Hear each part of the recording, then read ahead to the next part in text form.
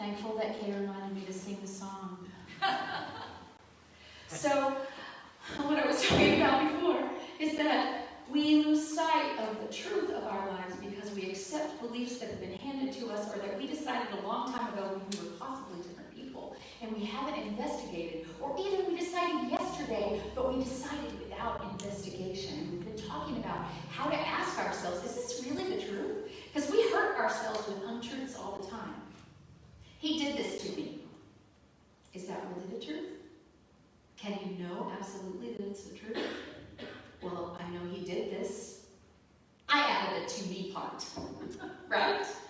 And so I can torture myself with other people's words that have nothing to do with me by taking it personally, by not questioning.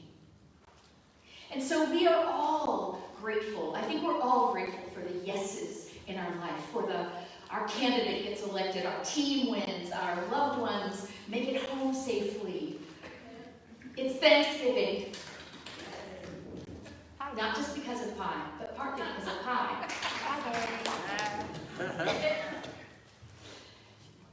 And yet, what about when we lose?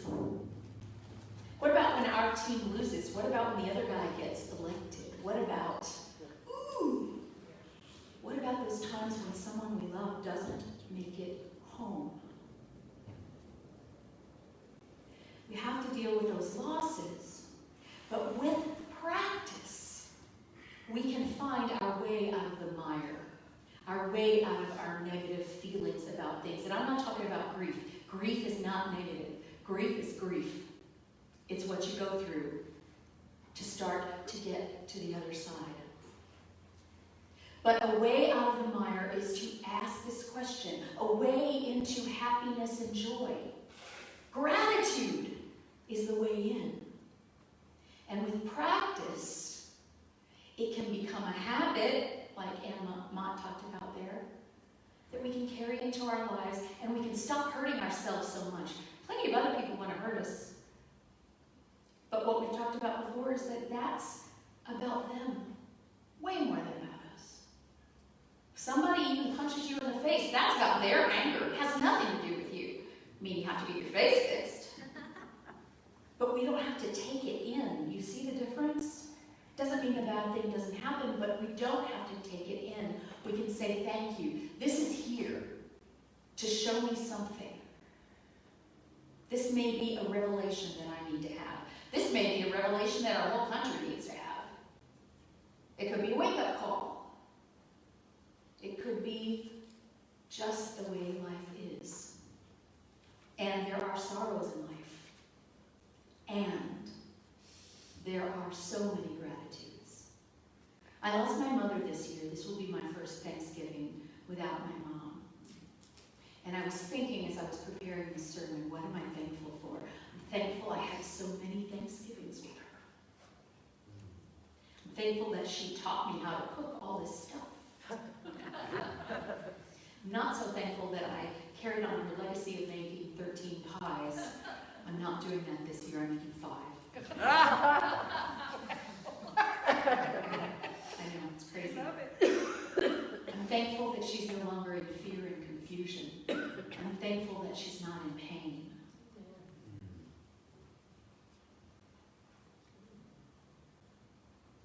Does that mean I'm happy my mother died? No. But it means I have things to be grateful for, so many things to be grateful for.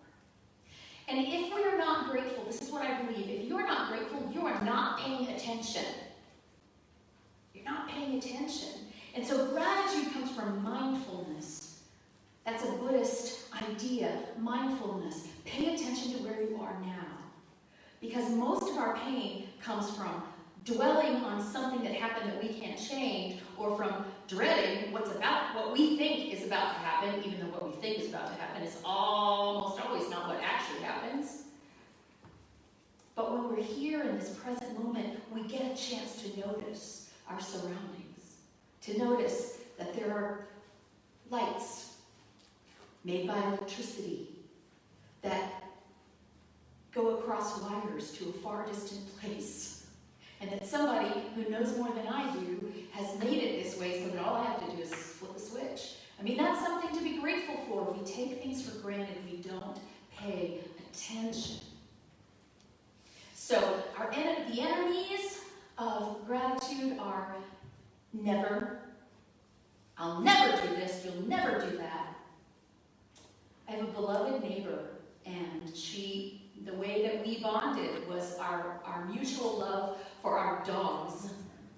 And she has one that we've known since he was a baby, and he's getting old. He's almost 16 now. And her husband said the other day, I don't know how much longer we're going to have Max. And she said, don't you say that, he's going to live forever. He's never going to die. Well, he is, though, because we all do. So what do we do in our minds to ourselves when we make a decision like that, and then we run straight ahead against a reality that was always going to happen? How much more gratitude, how much more present to say, yes, he is, so I want to enjoy every moment that's here, and I want to do everything I can so that his death is peaceful and painless when it comes time. That's what paying attention is. I'm not putting her down. I know what she means. None of us wants anybody to die, but the fact is they're gonna. And when we run up against reality with our opinion loses every single time. Every single time. So always, never, blanket statements that we haven't investigated can take us away from our gratitude. He always does that. And here's what he meant by it. Ooh, assigning motivation? That's a way to keep us out of gratitude. I'm never going to let him do that again. Well, if you're still living in the house with him, chances are he's going to do that again because you don't have the ability to let him or not let him. I hate that Bob's not here to defend himself, but I'm going to use him today anyway. So, even something as simple, we're developing the practice of gratitude, the habit of gratitude. Something so simple as sitting down to dinner and saying, wow, the animals and the plants that sacrifice themselves for my nourishment. The grocery store that held them so that I could go buy them. The trucks that brought them to the grocery store so that the grocery store had them. The people who loaded the trucks. The people who picked the food. The people who cared for the animals. You hope they're cared for.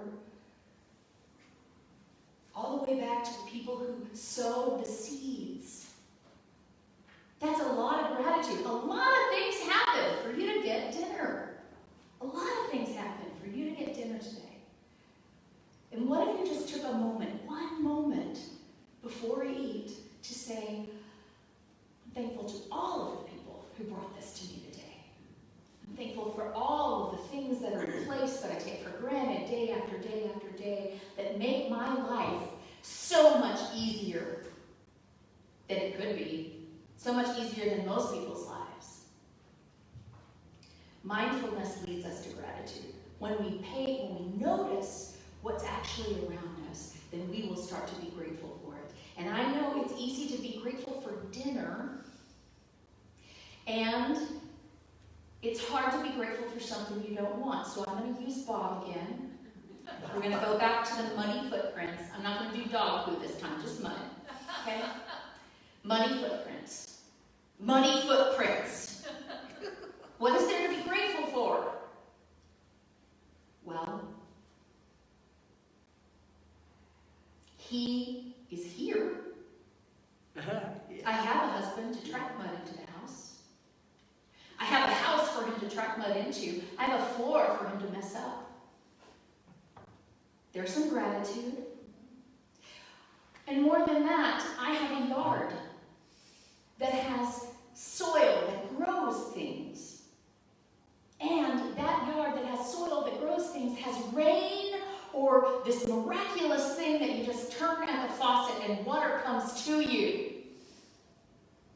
And you can water the things. And you make mud when you do that. Thus the muddy footprints. But oh my gosh, when I change my thinking to really appreciate all of that. And I know this might sound Pollyanna, and Pollyanna was an orphan. She wasn't happy that she was orphaned. She wasn't happy, but she chose to focus on the things that made her feel good. That's all Pollyanna is. She's gotten a bad name. She chose to focus on the things that make her feel good instead of the things that make her feel bad. Does it make me feel good to be angry with my husband? No, it actually doesn't. It feels good to know that I love him and he's here, and the proof that he's here is there's mud on the floor, and if it's important to me for mud not to be on the floor, then I have a responsibility to clean it up. Because it's not important to him, he doesn't even notice it. He doesn't even notice it. And then we give people what is theirs, and we take responsibility for what is ours, and then we are living in a state of grace. To me, that's what grace means. Grace means we are constantly surrounded with things that are good. And the grace is when we get to be aware of it for a moment. A moment of awareness. So, I am here. This is another example. I am here. I'm standing on the shoulders of those who come before me, just specifically to get to this church, this congregation, you people that I love. I mean, I couldn't have come here if I didn't go to seminary. I would never have gone to seminary if I hadn't found unity. I would never have found unity if I hadn't been hired to sing there. I would never have sung there if my voice teacher hadn't recommended me to sing there. And by the way, as a voice teacher, I couldn't stand. I would never have had this voice teacher if I hadn't come to TCU. I would never have come to TCU if I hadn't gotten a scholarship. I would never have gotten a scholarship if all the teachers before him had not taught me well enough. And on and on and on and on. And so this is what I call getting on the gratitude train. Start somewhere. Start somewhere and go down the wormhole with it, or up the worm. I don't know what it is. Go ahead. Go with it. Go with it and find the miracles that brought you here. The serendipities that brought us to where we are today. And if we don't like where we are today, then we get to choose. We get to change. One of the ways to change is to start doing things differently, is to develop the habit of gratitude, which brings us into mindfulness, which brings us into grace. Or one of the ways to feel better is to decide to feel better, to focus on the things that are good in our lives rather than the things that aren't good. And that is gratitude.